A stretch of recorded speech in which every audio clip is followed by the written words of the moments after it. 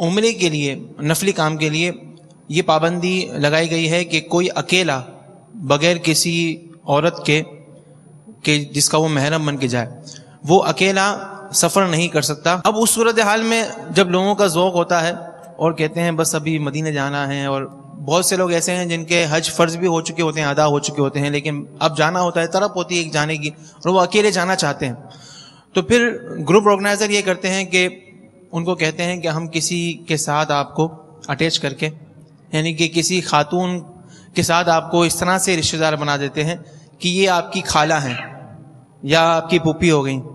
تو وہ اب بعض ایسے ہوتے ہیں، گروپ کے اندر بھی ایسا ہوتا ہے کہ وہ لے جاتے ہیں۔ کاروان والا اگر یہ کام کرتا ہے کہ وہ اس کو کسی بھی طور پر بھیج دیتا ہے تو اس کے لیے کیا حکم ہوگا؟ یہ ظاہر ہے کہ جھوٹ اور دھوکہ تو ہے، سامنے ہی ہے نا، آپ خود اپنے ضمیر سے پوچھیں۔ میں اب کاروان والوں سے سوال کرتا ہوں۔ ایک شخص آیا کہ میں نے مدینے جانا ہے، مدینہ بہت یاد آ رہا ہے، محرم نہیں ہے میرے ساتھ۔ اے یار کیسا عاشق ہے، چل بھائی یہ فلاں کی بہن ہے، اس کو میں تمہاری بہن بنا دیتا ہوں، ٹھیک ہے مدینے جا۔ اس سے کاروان والے جس نے یہ کیا اس نے کیوں کیا؟ پہلے تو یہ سوال ہے۔ اس کو مدینہ یاد آ رہا ہے، وہ کوئی راستہ چاہتا ہے، اس نے یہ کیوں کیا؟ پہلے تو یہ سوال ہے۔ جناح صاحب یاد آ رہے ہیں اس کو جناح صاحب کی بہت یاد آ رہی ہے۔ میں نہیں سمجھتا کہ یہ جو کام کرتے ہیں ان کو یہ پتہ نہ ہو کہ یہ کام سفید ہے کہ سیاہ ہے۔ تقریباً دیکھیں اب آپس کی باتیں ہیں، ٹائم بھی اتنا ہو گیا نا، اور بہت دیر سے ہم لوگ بیٹھے ہوئے ہیں آپس میں، تو تھوڑی یوں کھل کر بھی بات ہو جائے تو کیا آ رہا ہے؟ اب کر رہے ہو وہ پتہ نہیں ہوتا کہ یار میں غلط کر رہا ہوں، لیکن میں نہیں کروں گا تو میرا دوسرا بھائی کر لے گا، کسٹمر چلا جائے گا۔ یہ ہے یا نہیں ہے؟ اس کا حل خوف خدا ہے، اور یہ اللہ تعالیٰ پر کامل بھروسہ کہ جتنا مقدر میں ہے اتنا ہی ملے گا، ایک ذرہ نہ زیادہ ملے گا نہ کم ملے گا۔ اس کے لیے کچھ آپ شرائط ایسے طے کر لیں جن میں یہ بھی ہو کہ کوئی کسی کی کاٹ نہ کرے، دوسرا گاہک نہ توڑے، یہ سب لکھ کر آپ دارالفتہ اہل سنت میں اپنا وفد بھیج دیں اور مل کر طے کر لیں کہ کون سی شرط صحیح ہے اور کون سی غلط ہے۔ یہ بھی تنقید ضروری ہوتی ہے، بعض شرائط ہی سرے سے غلط ہوتی ہیں، تو یہ طے کر کے پھر دیانت داری سے اس پر عمل کریں گے تو انشاءاللہ عز و جل بہت بہتری آئے گی۔ ورنہ یہ کہ آپ اگر وہ اس کو محرم اور نامحرم والا مسئلہ حل نہیں کریں گے تو میرا بھائی دوسرا کر دے گا۔ ذہن بنا لو کہ ہم نے اپنے پورے کام کو دارالفتہ اہل سنت میں جا کر اس کی ایک اسکیننگ کرانی ہے، وہ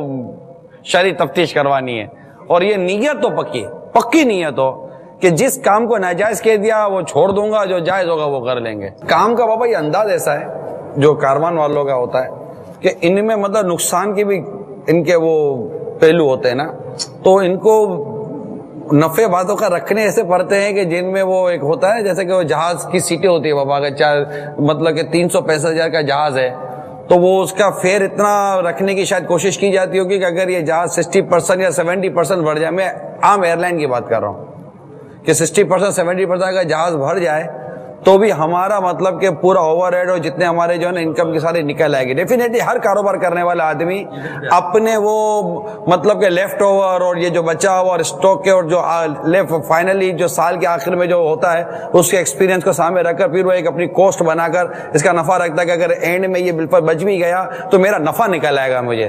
تو اس طرح بعض اوقات ایسے نفع رکھنے پڑتے ہیں کہ اگر یہ لاس ہو گیا، یہ فارم نہیں ملے، یہ کوٹا نہیں ملا، یہ کھانا خراب ہو گیا، یا یہ ہو گیا وہ ہو گیا، تو یار یہ میرا نفع نکل آئے، تو یوں بابا کم پر گزارا کرنا تھوڑا مشکل ہو جاتا ہے۔ کون سے کاروبار میں نقصان نہیں ہوتا؟ پورے دیوالیاں نکل ہی جاتے ہیں۔ آپ مخلص تو بنو، شرط تو اخلاص ہے نا، اخلاص ہوگا تو انشاءاللہ سارے راستے نکل آئیں گے۔ اگر یہ دھندا واقعی نہیں جمتا تو ساری امت اسی پہ تو نہیں پل رہی نا، رزق کے راستے تو ہر طرف کھلے ہوئے نا۔ اگر نقصان کا اندیشہ نہ ہو تو وہ کاروبار حلال ہی نہیں ہو سکتا؟ ایسا بھی نہیں ہے، نہیں۔ سب سے زیادہ نقصان کا اندیشہ سود کا اصول الگ ہے، لیکن یہ ہے سب سے زیادہ نقصان کا اندیشہ تو جوئے میں، یا تو 100% آیا یا 100% گیا۔